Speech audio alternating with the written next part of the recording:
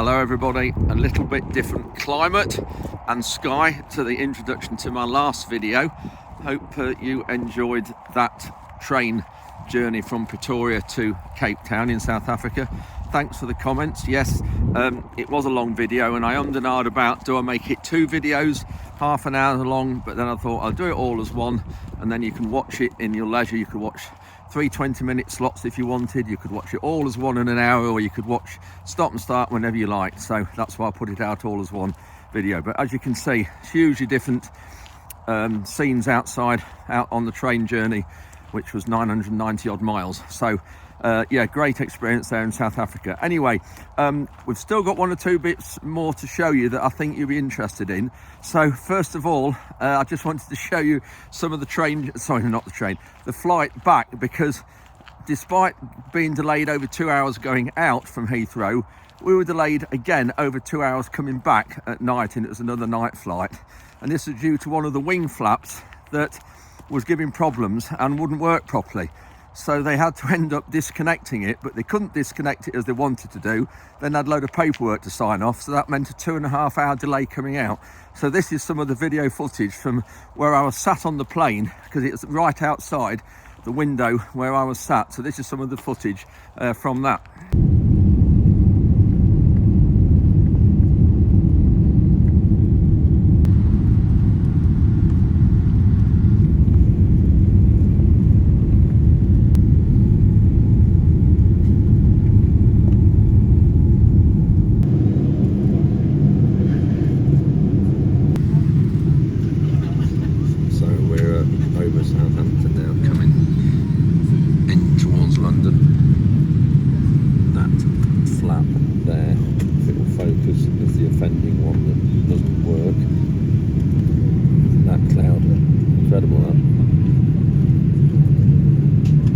See other planes out there, because apparently it's meant to be really busy over Heathrow this morning.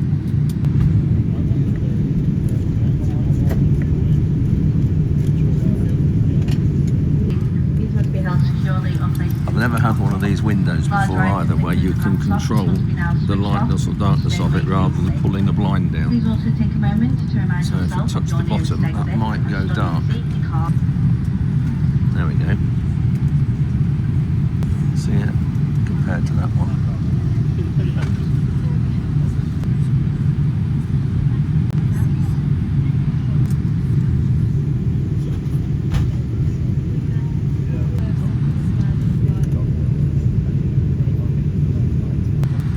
The clouds are just fascinating. It just looks like a whole layer of cotton wool. There's another plane down there. First time for years I've seen one.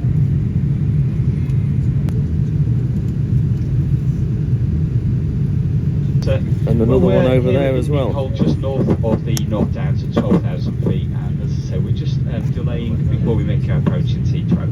You may see aircraft very close to us, but rest assured they're never closer than 1,000 feet vertically separated from us. Now, air traffic control say that we will have to hold for a further 10 minutes, after which point we have a 10-minute approach. So I would guess that we'll be on the ground in 20 minutes from now.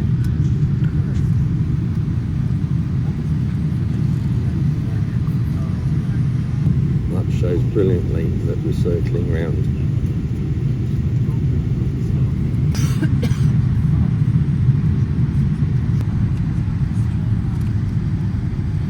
Doing another circle.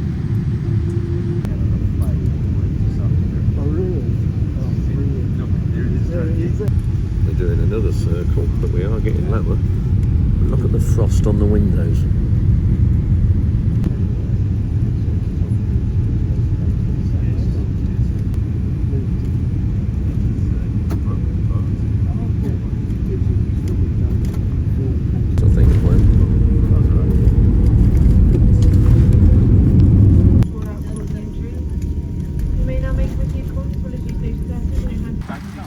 Captain's just apologising for all the delays we've had. We've had delays taking off of 2 hours because of that flap. You can see it's broken or it's hanging down. Delays here, delays in the sky. So as you can see, having a flap on the wing there, just hanging down and not working, a bit cause for concern, but of course the pilot said that because the airport runway at Heathrow was one of the longest in the world, they didn't need the flap anyway. But as you can see from the flight, it was dangling about all over the place. Anyway, so that was that. Then when we got back, my suitcase was damaged. Great big dent in the suitcase, and it's a new suitcase as well, so I put a claim in for that. So we'll see what happens there. But this update, what I'm going to be doing is, on the train journey, we stopped at a town called Kimberley. Those of you who watched that update, you'll have seen that. And we went to visit a diamond mine. And this diamond mine, I think, was found, or it was a result of a volcano erupting in 1817. So we went to this diamond mine, fantastic tour guide talking us all through this diamond mine and what happened about it. Now, I apologise, some of the sound quality isn't brilliant because I didn't think I'd need my muffled microphones with me, and I did, and I hadn't got them with me, so I have cut out some of the louder wind noise, but I apologise for that because I've now got some of those really good microphones that Ollie and James at PX use and everybody. So I've got those which we used on some of the train journey, but I didn't have them on this visiting the diamond mine. So apologise for some of the sound quality, but it's really interesting about how this diamond mine was found and when it actually stopped and everything. So this is the remainder of, or the majority of this update from the diamond mine in Kimberley in South Africa. Of course, this discovery led to great changes because suddenly lots of people, tens of thousands of people, came from all over the world to come here to come and make their fortune.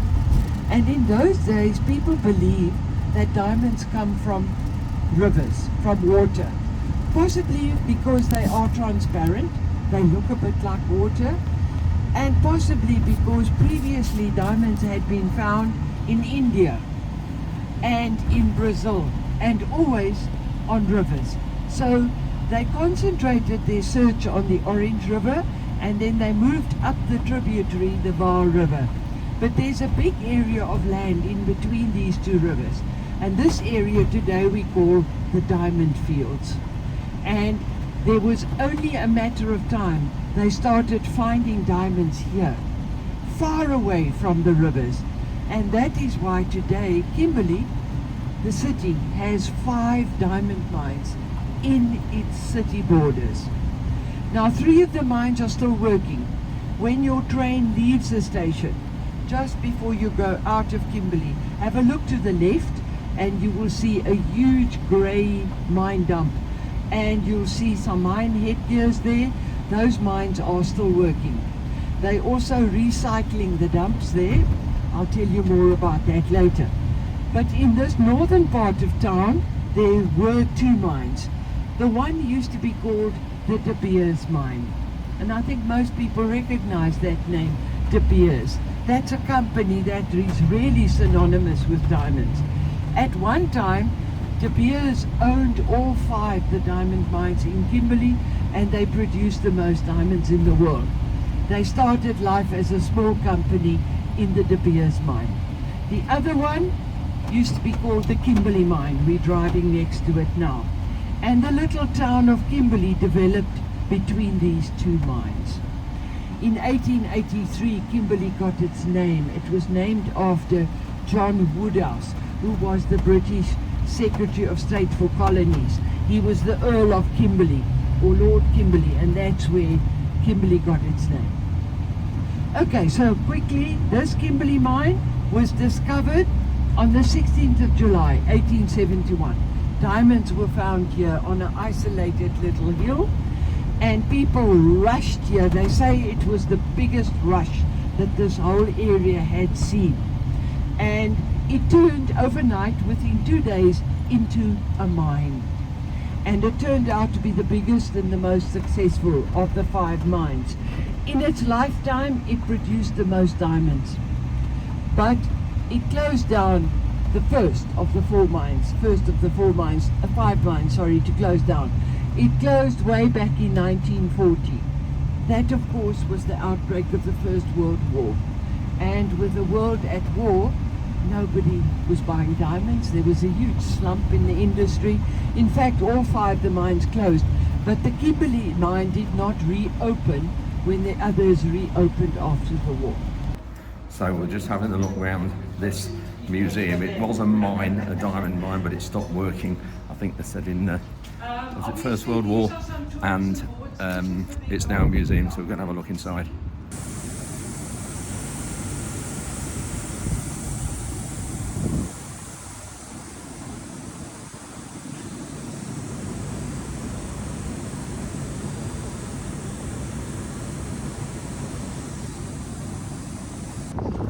So these are the old buildings from the old village before the First World War.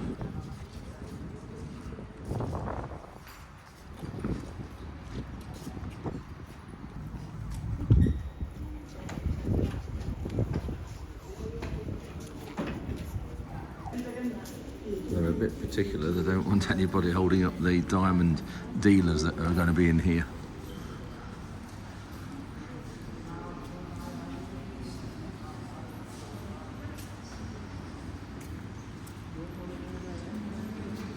Oh dear. Indeed, oh dear. Come on. I met big bucks.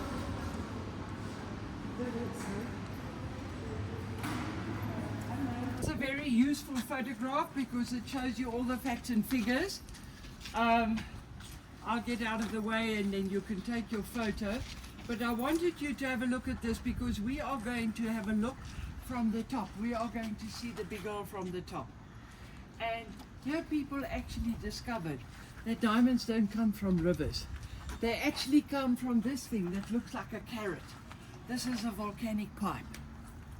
So what happened here is this volcano, they say, exploded about 90 million years ago. And the molten rock came from very deep inside the earth, carrying rocks and diamonds with it as it shot up this volcano and obviously exploded very violently, shooting diamonds in all directions. So 90 million years is a long time, right? So those diamonds slowly eroded, washed, blew, and they ended up in the rivers. The Orange River, which is to our south, the Var River to our north, as I'm standing now. So the volcano, when they discovered diamonds here 1871, there was no sign of a volcano. The only thing they found here was a little hill. So the top half of the volcano also eroded away, and it left a little hill. They knew nothing about this pipe. They didn't have any big machinery, so they could only dig by hand, pick and shovel. So everybody bought a claim. Your claim was 30 foot by 30 foot, a square. There were hundreds of them marked out over this hill. People bought their claims and they dug down into the claim. If you can imagine organ pipes, square organ pipes, all next to each other like that, people digging down in those pipes.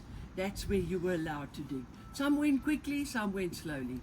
And you can imagine when it was a hill, it was still easy to mark the roads, mark the claims, but when it became a hole, it became a challenge.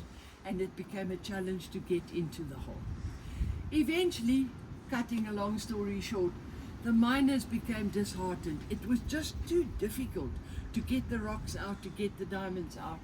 And in any case, most of them had lost all their money. So they started selling their claims. Now you found clever businessmen, the true entrepreneurs. They found a way of making money on these 5 mines which were working at that time. And they started buying up the claims that people sold. One such a person was Cecil John Rhodes. For example, he sold ice. You know, in the olden days, they sold ice in those big blocks. Imagine working in this blaring sun in that hot hole, and you could buy this lovely block of ice. So it's no wonder he made money. People like him, they started buying the claims, forming small companies. Eventually, Rhodes formed a very small De Beers mining company in the De Beers mine. But he had strong support, financial support from overseas, and he eventually, with wheeling and dealing on the stock exchange, his small company got bigger and bigger and bigger, and they started buying out all the other companies, all the individual claim owners. So in 1888, De Beers Consolidated Mines came into being, and they owned all 5 of the mines. By then, scientists had been to this mine and they'd studied it and they'd discovered this pipe. And they told De Beers it was going very deep and most of the diamonds are in the pipe. They realized they wouldn't be able to carry on digging down like this. It's just too challenging. So they pioneered a way of mining underground, diamonds underground. Hadn't been done before. Imported big machines. Company has got money, individuals don't. So they sank a shaft and they put a tunnel across to the pipe. People get a bit confused by this picture. Remember, this is the picture of the mine as it is now, at the end of its life. So this pipe is empty.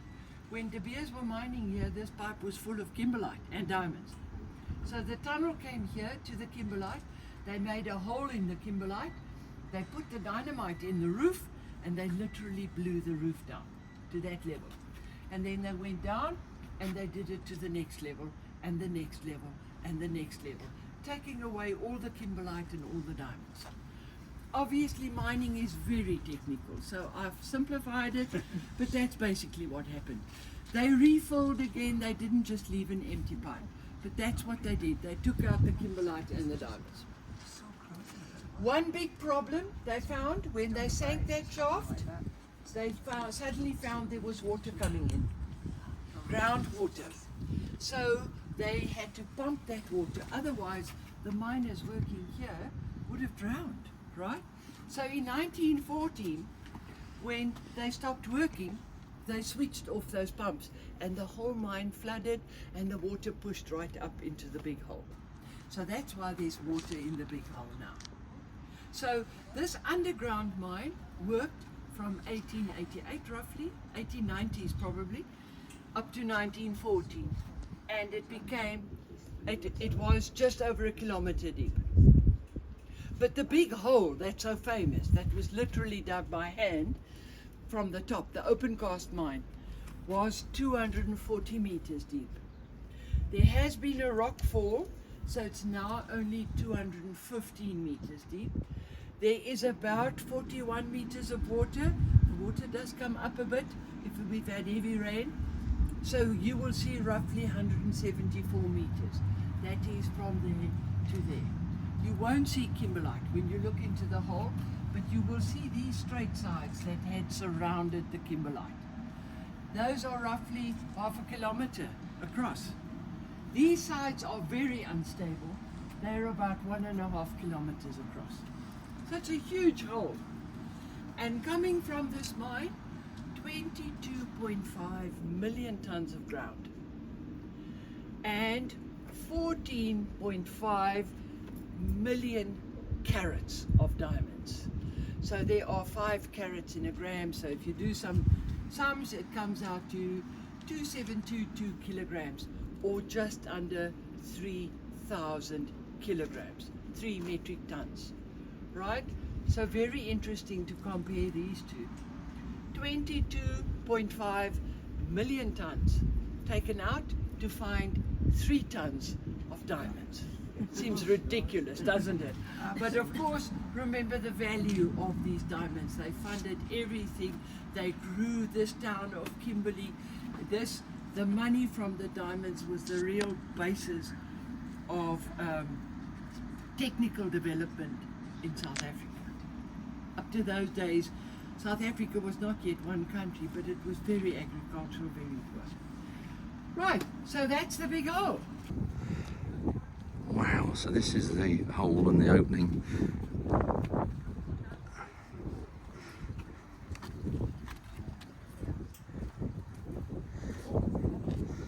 Let's look at that colour of the water. It's turquoise, isn't it?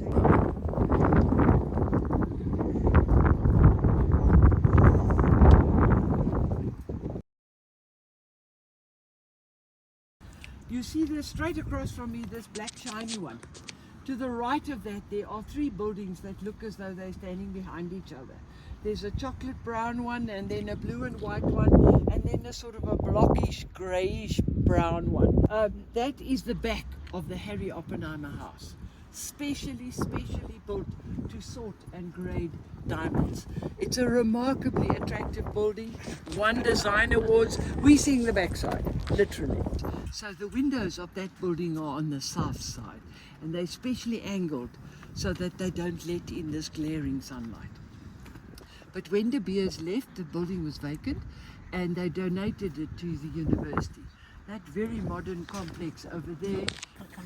So that is a diamond buyer's house, and everything's made out of corrugated iron, because if they found diamonds elsewhere they needed to move them quickly. So behind there is the machine that sorts the diamonds from amongst the soil and the gravel and everything else. You've been to London along the River Thames. You see this exact design there. And notice the badge, that's the old Kimberley badge. Very British, right? Now, in South African law, the farmer owns the land, but below ground belongs to the government. You know? So when they discovered diamonds here, there was a sudden hullabaloo. Who is the government here? Theoretically, because this area falls between the Orange River and the Vaal, this is part of the Free State province today. In those days, the Free State was the Free State Republic, the independent republic. So suddenly there were lots of claimants. Who's the government here? Anyway, long story short, this area was annexed by Britain and included in the Cape Colony. You're going to see how far away the Cape Colony is. Yes. So lots of British emblems and symbols and things. You'll see the Union Jack and the lion in there. Okay. Right, and when you looked into the hole, you must have thought lots of potential for accidents, right? God, yes. There were many people that lost their lives here. Smaller accidents, underground, huge accidents. This is the only memorial that's on this area. This is a memorial that was put up by the Royal Bafokeng family. Right, the Bafokeng are Tswana-speaking people. They actually live in, the royal family still do, live in Northwest Province. When you came from the north, you came over the Vaal River, you left the Northwest Province to come to the Northern Cape. That's where they live, near a place called Rustenburg. Lots of platinum mines in the area. Extremely wealthy people today. Anyway, here they speak about Royal Bafokeng regiments. In other words, they commanded groups of young men to come and work here, to earn money, to take back, to buy back land that they had lost in colonial times. Very briefly, we're going to look at the machines, then we're going underground. Look, machines are not interesting to everybody. So remember just that these things were imported all the way from Britain, sent by ship, right, to Cape Town, right? And then most of them came up by wagon in pieces. And the wagon took anything from 6 to 8 weeks to get here. So anyway, and then they were put together. So over there at the back, that is steam operated. That's the winding gear. You can see the steam boilers at the top, and at ground level there's a spool, like a pumpkin spool, and the cables are wound around that, and the winder winds those cables, and then the cables run up and over those wheels on the top of the headgear. There are two of them. They've put one here so you can get an idea of the size. But there are two cables hanging there. 2 levels. They say you could fit a maximum of 24 men in that. 12 in the bottom level, 12 in the top. Imagine getting into a thing called a cage and being lowered into this black hole. Anyway, coming up or going down, that on the left was the skip. That box held the rocks. Right? These little trolleys, mining trolleys, you see them around the world. People call them different names. I didn't tell you over there when we were talking about the diamonds. Remember, roughly 3 tons of diamonds came out of this mine. That's why they've put 3 of these trolleys here, because each of these holds a ton. So imagine them having not rocks inside them, just diamonds. Then this is the production of this mine. Quite astonishing. But these rocks came up, they're big chunks. They're far too big to go into the washing machines. right? And there's no electricity, there was no electricity, so they had no crushers. So what they did is they took them in a train pulled by those little locomotives, very specially designed little steam locomotives. They run on this narrow gauge, the same as the trolleys. They took them to a flat area next to the mine, and you can see these things can tip. They tipped out the rocks and threw them out on this area. This place was called the floors. Every mine had its own floors, like a floor of a house, but I don't know why it was floors. Anyway, so there the rocks lay, the kimberlite, and they slowly absorbed water, and they slowly crumbled. They used, at the back you'll see there are various tractors and things there. That red and black one is very historic. That's a steam ploughing engine. And there's even a little John Deere tractor. They were used to churn up these rocks. And slowly the kimberlite absorbed the water, crumbled smaller, and by the time the rocks were about the size of 2 fists, they could bring them back, pile them back into the trolleys, all done by hand of course, brought back to the mine, put into the washing machines. And this was the liquid. It was like a slingshot that picked up the diamonds lying deep inside the earth. The diamonds were lying in rocks like this olivey green one, that one, and that one. Those are mantle rocks, right? They were lying about 150 kilometers underground. And the diamonds had formed there long ago. They say diamonds formed 4 billion years ago, roughly. So remember that when you're washing dishes, ladies. Diamonds are too old to wash dishes, so you have to take them off. Anyway, so there the carbon was present in the mantle, and because of high pressure and high temperature, the diamonds crystallized. And there they were lying under the ground, 150 kilometers down. Nobody would have known anything about them, except the volcanoes happened. And remember, not only one volcano.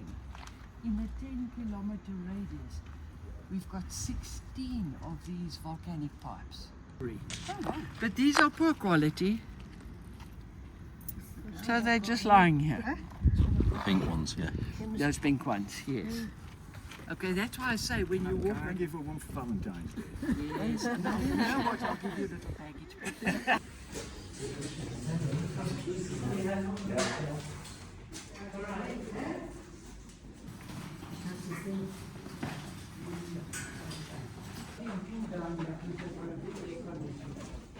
And of course the electric lights are a dead giveaway. In the olden days there was no electricity, they used candles and gas. And obviously here where they were mining, they used dynamite. So a combination of candles, gas, dynamite, not very safe. For instance, the De Beers mine had a fire way back in 1889 that killed more than 200 miners. One fire. Sorry, there's some people still coming. Didn't really. Where we came down was the shaft, and then this here is the pipe. Now in the real mine there would have been a tunnel going all the way around the pipe, and then going into the pipe are the galleries, and that's where they literally made the holes in the ceiling, set the dynamite and blew the lot down. So if you want to experience that, walk to the end there, but if you don't like loud noises, don't go there. Go and have a look. Just duck when the siren comes, because the rocks are falling. Sorry, so this is the tunnel, this is the pipe. And these are the galleries going into the pipe. And that's where they set the dynamite. They're literally blowing the ceiling down, which they're going to experience there in the fall.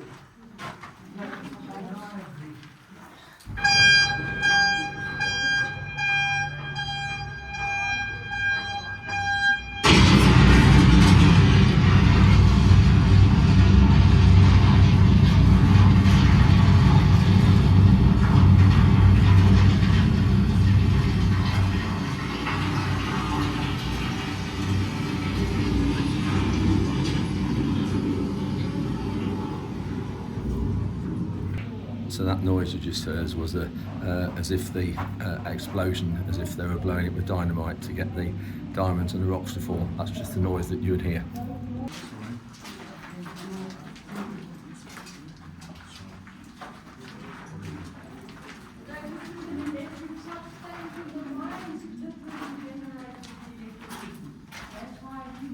These are in feet going deeper and deeper. There you can see maximum 24 people in the cage at one time.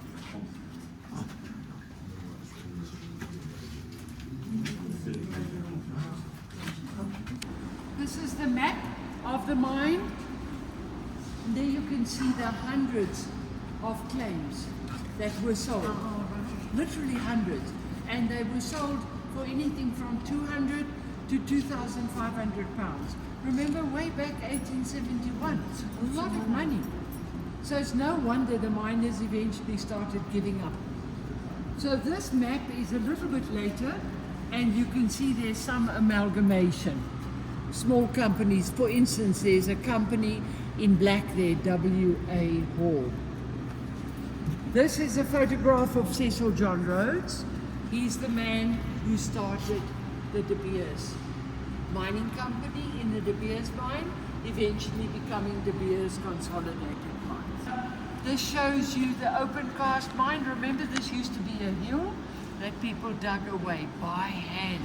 That's why the big hole is famous. It's not so big, but literally dug by hand. You can see there's a road, one road remaining, access road, and you can see the challenge. Imagine if you worked down here, you would have had to walk all the way down at the beginning of your shift and all the way back. But there they've put up a little trolley car. You could actually ride down like a little cable car. And the ropes that you see there, they put up to haul out the rocks. This is the big hole that was literally dug by hand, 240 meters deep originally. But now De Beers have taken over.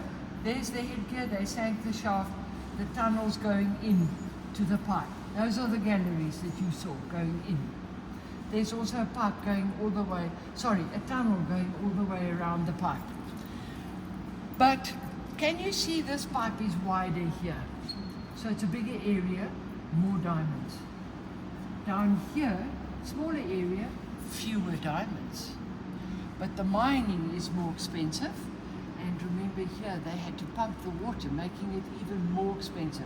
So down here, the company decides, I'm not finding enough diamonds to make it economically viable. So that's why they closed down. This ravine, and they indicate that there are diamonds. There are 1 or 2 diamonds in that photo.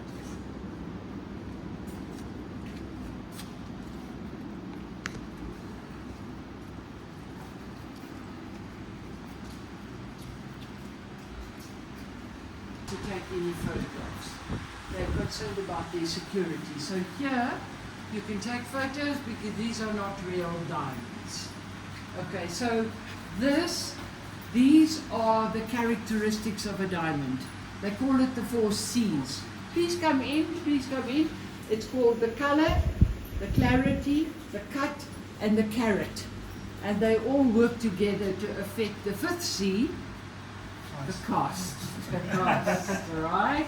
So one can't say a diamond, a 1 carat diamond costs $1,000 or whatever. It's pink, red, blue, but pink particularly. Then you also get these very dark ones. Can you see over here? They look like sapphires and emeralds, and they're dark brown and black diamonds. Those are called fancies. They are very special, very rare. They've got their own classification, and they are pricey. Then the clarity. You think a diamond is flawless. Flawless, you do get flawless diamonds. They are rare, they are expensive. Most of them, as the carbon crystallize, it included bits of dust, bits of mineral. You get inclusions. Sometimes you need a microscope to see them.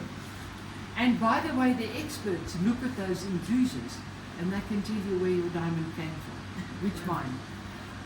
Sometimes those inclusions are quite big. and you can see them with a naked eye. And what did they do with those in the olden days? They threw them away, back onto the dump. Take this diamond and they look at the size, they look at the shape, they look at the inclusions, and they cut it today by laser to get rid of all those imperfections as far as they can, to make the diamond look its best. And then they polish those little facets, those flat bits on top of it.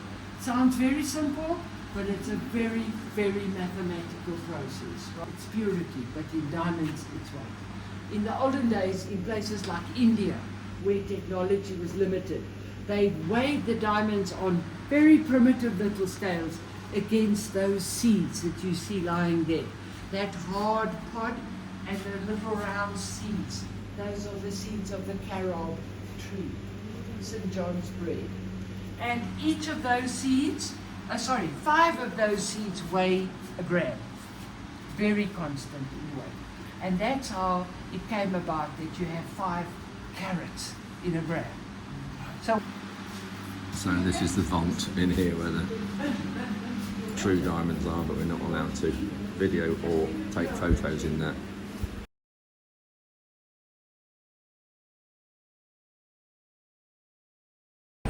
Right, that's got that trip done. Very interesting around that mine. Now we're back on the train. So, hope you enjoyed that look around the diamond mine. I found it absolutely fascinating. But to be honest, I'd have liked a bit longer there because I could have looked around the old village that was there from the 1800s, because all the buildings were there and everything the same. They've been maintained really well, but we just didn't have time before we had to get back on the train again, as you saw in the train journey update. So that's it for this one. Thanks ever so much for watching. Back on Sunday with more farming content, but also one last video from South Africa when I visit an ostrich farm. Now this farm had 200 ostriches. Some really interesting facts that I didn't realise. The ostrich is the second fastest animal in the world after a cheetah, and it can reach speeds of 70 miles an hour within 3 strides. Absolutely fascinating. Anyway, more about the ostriches and from the ostrich farm in South Africa on Sunday's update. Thanks for watching. We'll also have a bit of farm content then as well, but thanks for watching this, and we'll see you as ever 8 AM Sunday morning.